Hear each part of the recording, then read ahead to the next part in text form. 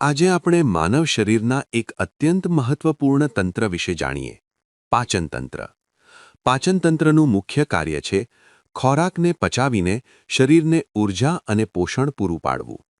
ચાલો હવે પાચનતંત્રના મુખ્ય અંગો અને તેમના કાર્યો સમજીએ.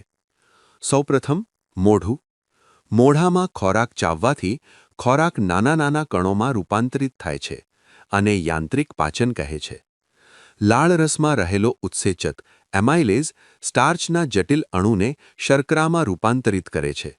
એટલે ખોરાકના પાચનની શરૂઆત મોઢાથી જ થાય છે. હવે આગળ વધીએ અન્નનળી તરફ. અન્નનળીનું કામ છે ખોરાકને મોઢાથી જઠર સુધી પહોંચાડવાનું.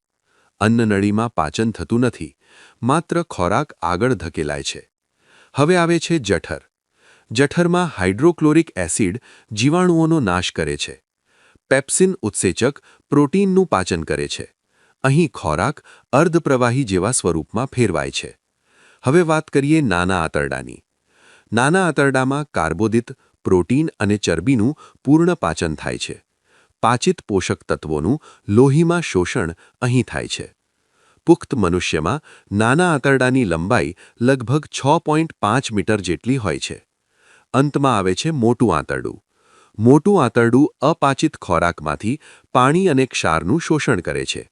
અપાચિત અવશેષોથી મળનું નિર્માણ કરે છે. મળદ્વાર દ્વારા મળનો નિકાલ થાય છે. આ રીતે માનવ પાચનતંત્ર ખોરાકને પચાવી શરીરને જરૂરી પોષણ પૂરું પાડે છે. આભાર દોસ્તો. જો તમને વિજ્ઞાનના આવા વિડિયો જોઈતા હોય તો યુટ્યુબના સર્ચ બારમાં ભટ્ટ અલ્પેશ લખી સર્ચ કરો.